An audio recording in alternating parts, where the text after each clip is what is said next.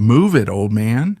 That's our booth," one thug sneered, slamming his fist on the counter. The 84-year-old homeless man didn't move. Instead, he lifted his eyes, steady and unflinching. "I was here first," he said, voice calm but firm. The bar went still. People watched as the thug leaned closer, eyes narrowing. "What did you say, old man?" The homeless man's hand tightened on his coffee cup. "I said, this seat is taken." The thug's grin turned cold. Then, smack. His hand lashed across the homeless man's face, the sound echoing through the bar. Laughter erupted. The old man's eyes closed in pain, then opened with quiet dignity. Slowly, he pulled a small flip phone from his pocket. "What is this, Grandpa? You calling the cops? Your mommy?" The thugs jeered. But that call wasn't to the police. Want to know what happened when the bar doors swung open and the thugs learned who this man really was? Then watch this video till the end. Before we start, drop a comment telling us where you're watching from and hit subscribe, because this isn't just about a fight in a bar. It's about respect, dignity, and what happens when people underestimate the wrong man. The night was ordinary in that little town. The bar wasn't flashy, just wood-paneled walls, cracked leather booths, and the hum of quiet chatter.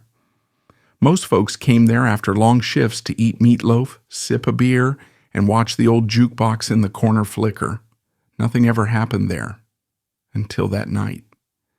The door creaked open, and an 84-year-old homeless man walked in.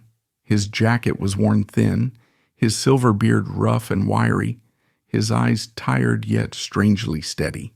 He didn't ask for much, just slid onto a stool at the counter and wrapped his weathered hands around a chipped coffee mug. A waitress, kind at heart, placed a plate of fries in front of him. For a moment, it looked like he was just another forgotten soul trying to find warmth. But not everyone saw it that way. At a booth in the back, 3 thugs leaned across their table, eyes narrowing. Leather jackets, heavy boots, chains around their necks. They weren't locals, the kind of men who looked for trouble, and tonight they found it.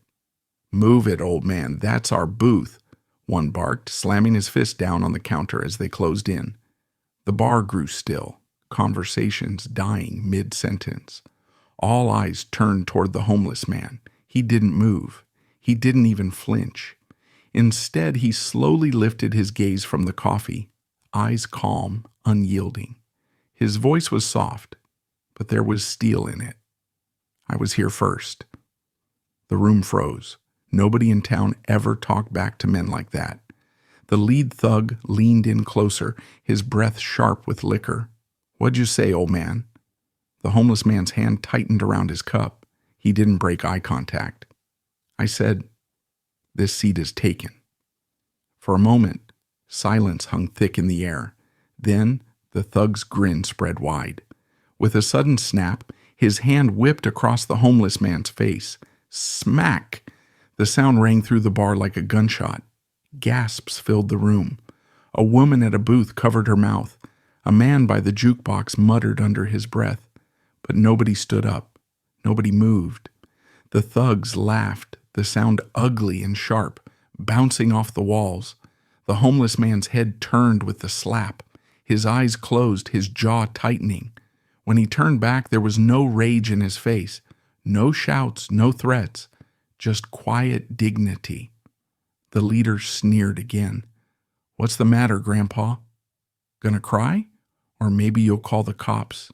The other thugs roared with laughter, pounding the table with their fists. The waitress who had given him fries whispered, "Please, just let it go," her voice trembling. But the old man didn't move. Instead, with slow, deliberate hands, he reached into his pocket and pulled out a small, battered flip phone. The bar held its breath. The thugs leaned back, grinning wider. "Oh, look at this. He's calling his mommy," one jeered. Another added, "Maybe the cops, huh? We'll be gone before they even get here." The old man's thumb hovered over the keypad. His face showed no anger, no fear, only resolve. His hand didn't shake. Around him, the bar patrons shifted uneasily, torn between pity and curiosity. They didn't know this man. To them, he was just another drifter, another forgotten soul surviving on scraps. But there was something in the way he held that phone, something unshakable in his eyes, that hinted at a truth nobody there could imagine. The lead thug smirked, leaning in one last time. "Go ahead, old man. Make your call. Let's see what your daddy can do."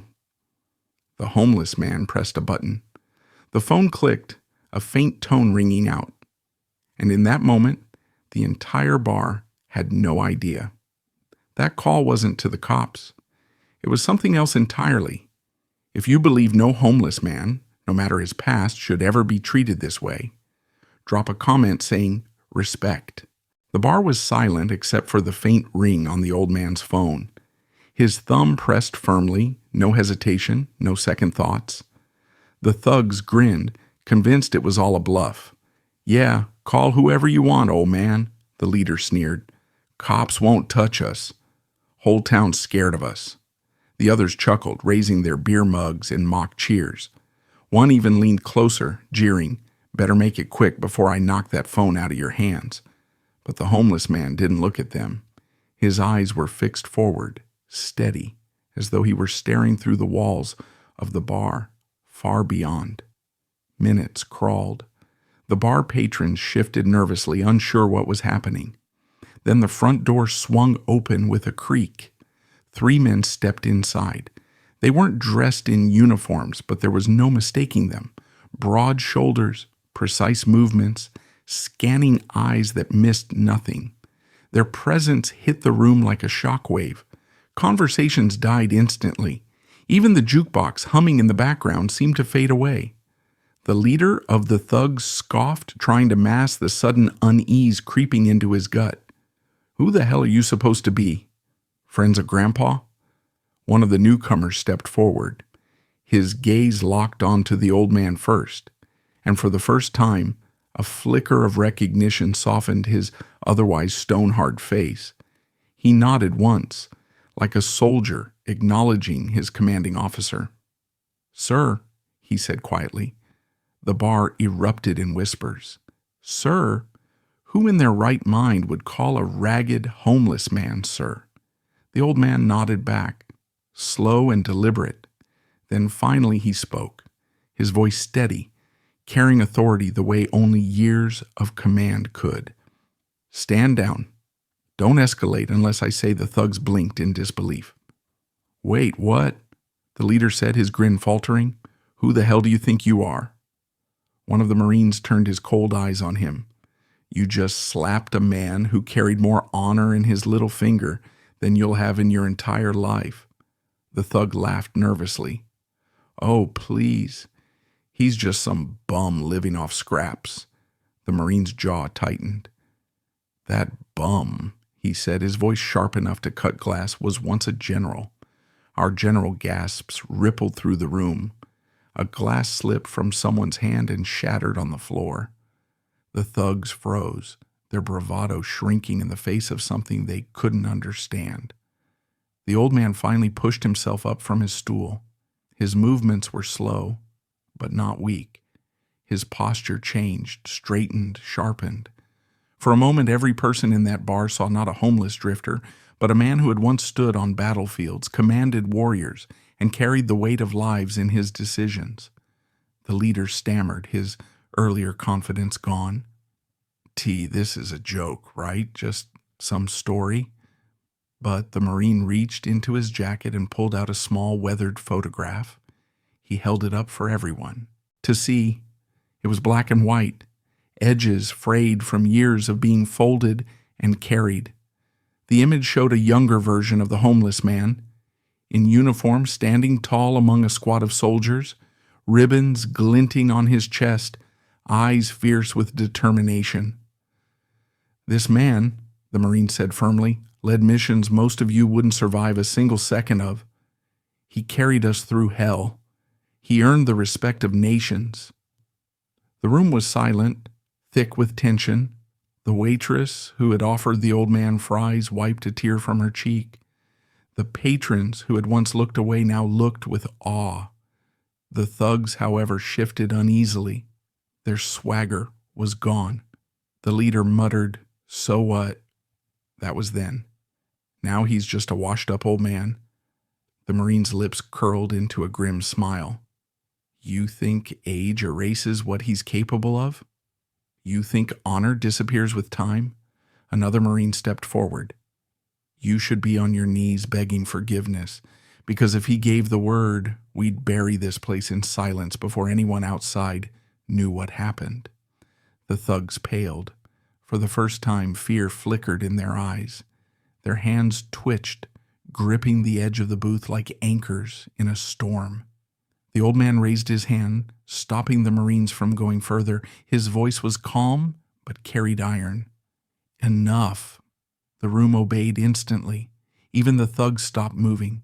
He stepped closer to them, his boots echoing on the wooden floor.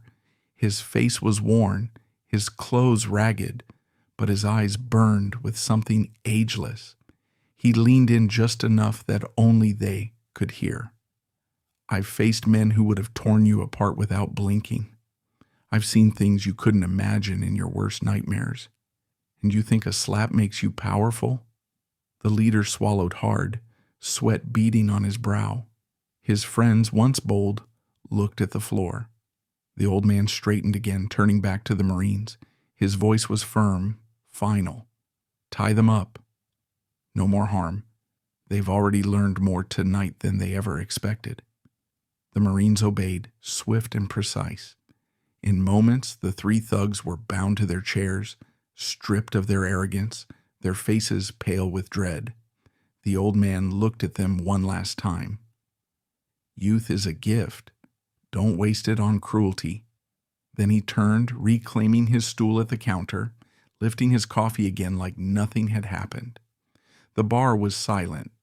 Every patron sat in stunned awe, watching history disguised in rags sit quietly among them. If you believe respect is earned not by looks but by character, drop a comment saying true respect. The bar was silent except for the faint clink of the coffee cup as the old homeless man, once a general, set it back on the counter. The Marines had done as he asked. The thugs were tied, humbled, their arrogance stripped bare. But the tension still clung to the air like smoke. One of the younger Marines stepped forward, jaw tight. Sir, say the word. We'll hand them over to the sheriff. They deserve whatever's coming. The homeless man lifted his gaze, eyes calm, steady. He shook his head slowly. No. The thugs blinked in confusion. The leader, still sweating, muttered, You're letting us go? The old man turned fully now, his weathered face catching the low light of the bar. His voice carried both strength and sorrow. When I was your age, I thought power came from violence, from proving myself with fists, weapons, and war. But after decades of battles, I learned the truth. Real power is restraint. Real strength is knowing when not to destroy. The room was still, patrons hanging on every word. The waitress who had given him fries dabbed her eyes with a napkin. Young men, he said to the thugs, his tone neither harsh nor gentle but deeply firm, you've been given a gift. Time. You've still got years ahead of you, years to make something better of yourselves. Don't waste it on cruelty and ignorance. Learn now while you still can. The leader, who had moments ago smirked and slapped him, couldn't meet his eyes. Shame burned hotter than any threat could. His voice cracked. Why? Why would you forgive us after what we did? The old man leaned closer, voice low, weighted with memory. Because I have buried enough young men already, and I don't want to see more graves dug for foolishness. The Marines shifted uneasily. One of them muttered under his breath, Sir, they don't deserve it. The old man gave a faint, sad smile. Forgiveness isn't about what they deserve. It's about what I choose to carry, and I won't carry hate anymore. The bar fell into silence so deep, even the ticking clock on the wall seemed to pause. The thugs' faces crumbled, No longer sneers, but the broken expressions of men who realized they had faced something far greater than themselves. The old man motioned for the Marines to release them. Ropes fell to the floor. The thugs didn't move, didn't dare. Finally, the leader whispered, I'm sorry." The old man gave a small nod, nothing more, then turned back to his plate of cold fries. The Marines stood at attention for a long moment. One spoke softly, voice heavy with respect. "Sir, with all due respect, why stay here? Why live like this? You should be honored, not hidden." The old man didn't look up. He stirred his coffee once, then said, "Honor isn't medals or titles. It's choosing the life you can live with. I fought my battles. Now I want peace. And peace isn't found in crowds or applause. It's found in quiet places." The bar patrons shifted uncomfortably, some ashamed of the way they had looked down on him before. For years he had sat at their counters, walked their streets, ignored, dismissed as just another drifter. And all along, he had been a man who once carried the weight of a nation. The Marines finally saluted him, crisp and respectful. He raised a hand in return, Trotit. Not the rigid salute of command, but the quiet acknowledgement of one soldier to another. The thugs stumbled toward the door, heads bowed, their swagger gone. As they pushed into the night, one of them turned back. His eyes met the old man's for just a second, and in that moment, the homeless man saw it. Not arrogance, not cruelty, but a flicker of something new. Fear, yes, but also the beginning of understanding. The old man let out a long breath, shoulders heavy but unbowed. He whispered almost to himself, "That's enough." The Marines lingered a moment longer, unsure whether to leave him there or insist on escorting him, but his look made it clear. This was his choice. The bar returned to life slowly, hushed conversations filling the air again. But the story of what happened that night would spread across town, then across the state. People would whisper about the homeless man in the bar, the one who had once been a general, the man who chose forgiveness over fury. Later, when the bar emptied, the waitress approached him quietly, setting a fresh plate of fries in front of him. Her hand lingered on the counter. "For what it's worth," she said softly, "thank you." For everything, he gave her the faintest smile.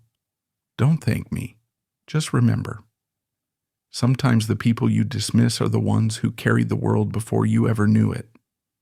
And with that, he sat alone again, sipping coffee in silence. A man who had every reason to hate, but instead chose mercy. Because sometimes the greatest victories aren't in battles won. They're in the wars we decide not to fight. If you believe forgiveness shows more strength than hate, drop a comment saying forgive. And don't forget to subscribe for more stories that remind us what true strength really